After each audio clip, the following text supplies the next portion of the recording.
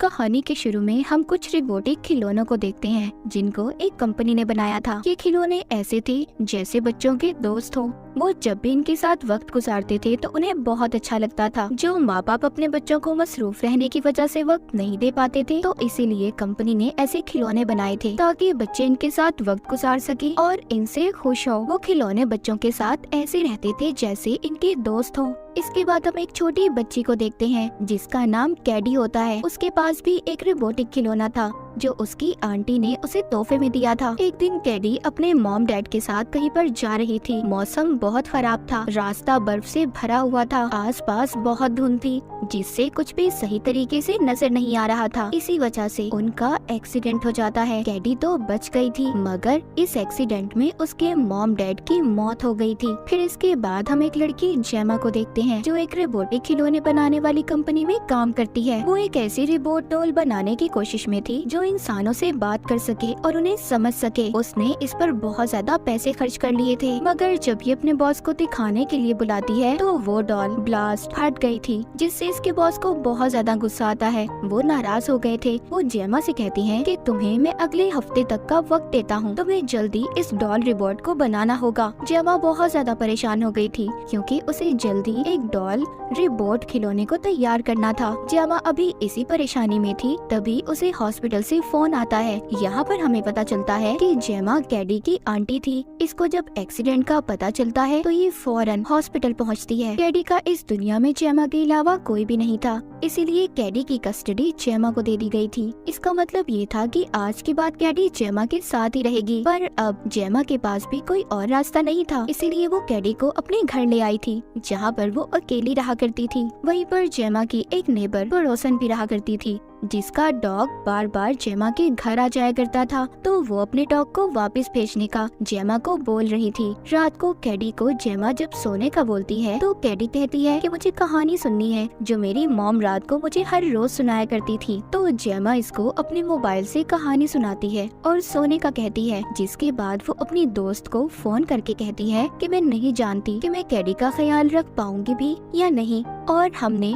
Robot doll को भी तैयार करना है। तभी उसके घर पर एक डॉक्टर आती है जो कि ये चेक करने आई थी कि जेमा कैडी के साथ कैसे रह रही है। वो डॉक्टर कहती है अगर तुम ठीक तरह से कैडी का ख्याल रखने के लिए तैयार हो तो ठीक है, वरना कैडी को उसके दादा दादी भी रखने के लिए तैयार हैं। जिसके बाद वो डॉक्टर तो चली गई थी। फिर रात को जेमा दोबारा से अपनी रोबोट डॉल पर काम करना शुरू करती है। तभी उसके पास कैडी आती है जो वहीं पर पड़े बहुत बड़े से रोबोट को देखकर पूछती है, क्या आपने इसे बनाया है? जेमा बताती है कि इसे तो मैंने तब बनाया था जब मैं कॉलेज में थी। कैडी कहती है कि अगर मेरे पास भी ऐसा कोई रोबोट टॉय खिलौना हो तो फिर मुझे किसी और खिलौने की जरूरत नहीं होगी। अब जेमा को आइडिया आता है, जो रोबोट डॉल को वो बना रही है उसके अंदर ऐसी फंक्शंस को डालेगी जिसको बच्चे अपना दोस्त समझेंगे और उसके साथ खेल भी सकेंगे। वो सोचती है कि अगर उसने उस डॉल को बना लिया तो उससे उसका वक्त भी बच जाएगा और फिर ज्यादा उसे कैडी का ख्याल भी नहीं रखना पड़ेगा। अब वो अपने लैब में जाती है,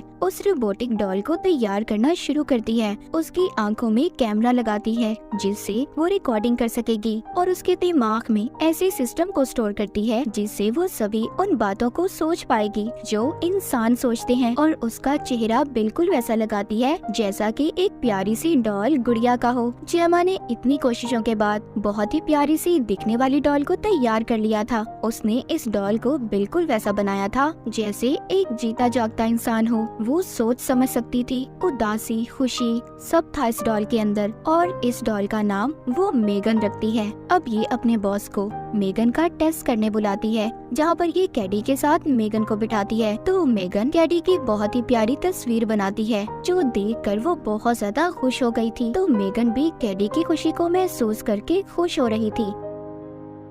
बॉस जब जेमा की ये महारत देखता है तो बहुत खुश होता है और कहता है हम जल्दी इस डॉल को मार्केट में लाएंगे। अब खैर जेमा मेगन और कैडी दोनों को लेकर घर आ गई थी। कैडी मेगन की कंपनी को बहुत एंजॉय कर रही थी। वो उसे सारी बातें सिखाती है जो पेरेंट्स माँ बाप अपने बच्चों को सिखाते हैं। जेमा भी खुश थी और कैडी भी। जेमा जब मेगन को दोबारा से लैब में टेस्टिंग के लिए लेकर जाती है तो वहाँ पर इसकी दोस्त जो इसके साथ काम करती थी इससे कहती है कि क्या फायदा ऐसे खिलौने बनाने का जो काम बच्चों के साथ माँ बाप के करने का होता है। वो ये खिलौने करेंगी और तुम खुद कैडी को वक्त देने की बजाय इस खिलौने, इस डॉल को उसके साथ रखोगी। जेमा कहती है कि कैडी इसके साथ रहकर अपने माँ बाप की मौत के सदमे से बाहर आ रही है। मेगन वहाँ पर मौत की बात सुन लेती है और उसको अपने दिमाग में फिट कर लेती है। वो सोचती है अच्छा हर इंसान को एक ना एक दिन मरना है। पर जेमा जब यहाँ पर ये बात करती है कि मेगन का टास्क कैडी को संभालना है, उसका ख्याल रखना है, तो ये बात भी मेगन अपने दिमाग में फिट कर लेती है।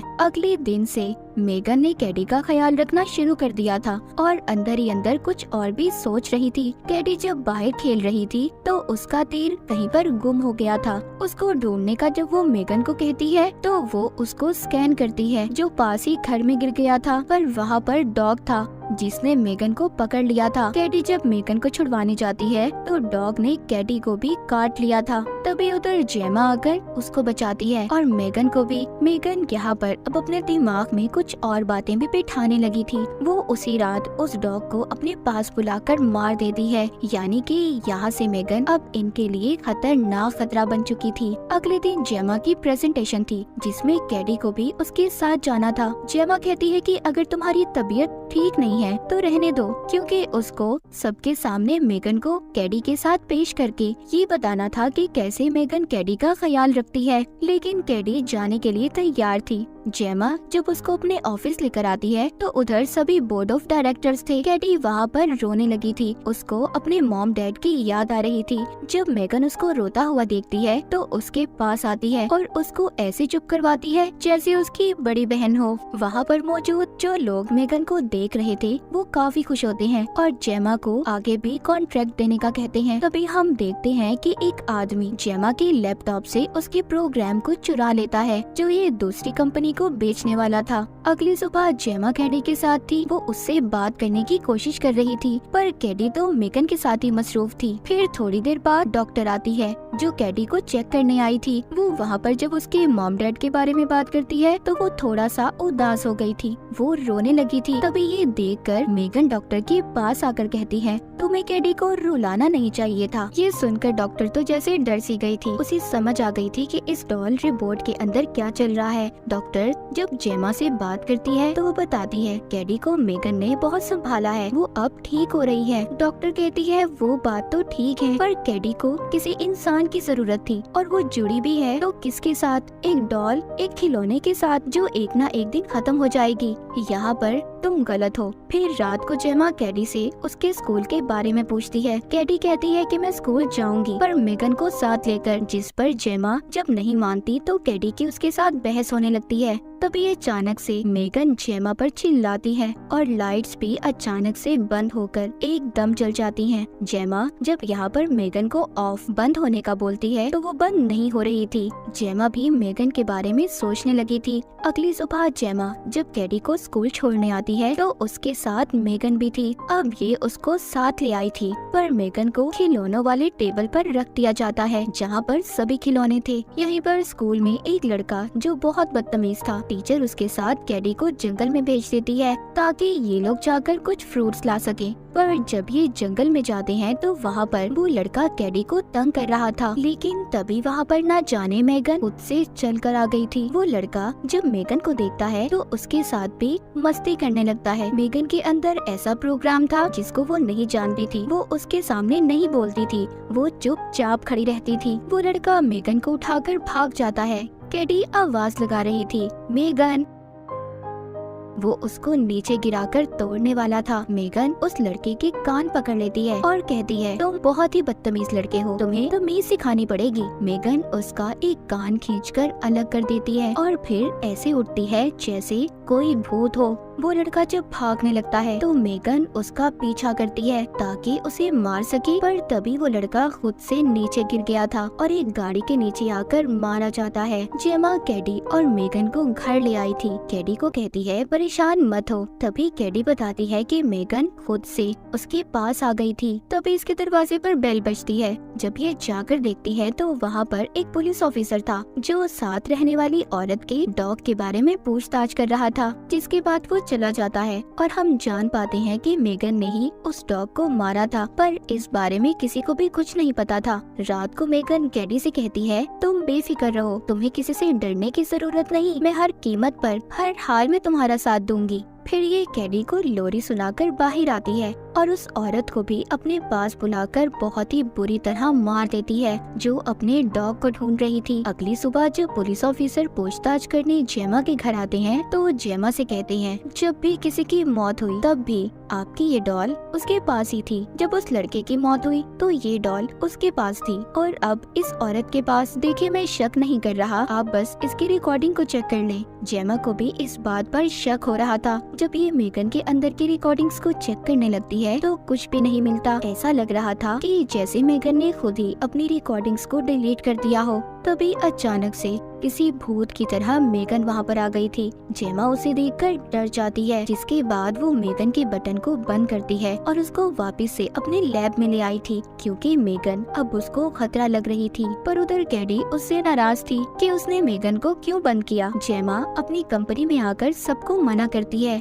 कि हमें अभी इसको लॉन्च नहीं करना चाहिए, यानी इसको सबके सामने अभी हम नहीं ला सकते। मुझे लगता है ये इंसानों के लिए खतरा है। पर उसके साथ जो काम करते थे कहते हैं, कोई बात नहीं, हम इसके प्रोग्राम को बदल देंगे, पर हम इसको रोक नहीं सकते क्योंकि बॉस के इस पर बहुत पैसे खर्च हुए हैं। उधर कैडी बहुत दुखी थी, जिसको डॉक्टर समझा रही थी, क्योंकि कैडी मेगन को नहीं खोना चाहती थी। जब उधर जेमा आती है तो कैडी इतने गुस्से में थी, वो जेमा पर हाथ उठा देती है, पर जेमा उस पर गुस्सा नहीं करती, बल्कि प्यार से उसे समझाने की कोशिश करती है, जिससे वो मान भी गई थी। अब ये कैडी को अपने घर ले आती है और पीछे अपने दोस्तों से कहती है कि प्लीज तुम लोग संभाल लेना। पर हम देखते हैं कि मेगन खुद ही चलने लगी थी। वो पहले वहाँ पर जेमा के दोस्तों पर हमला करती है, जिससे वहाँ पर एक हलचल मच गई थी। इस बात का फायदा उठाकर मेगन वहाँ लैब से भाग जाती है। फिर वो जेमा के घर आकर उसी पर हमला करती है। जेमा बेचारी अपनी ही बनाई हुई चीज से खुद को बचा रही थी।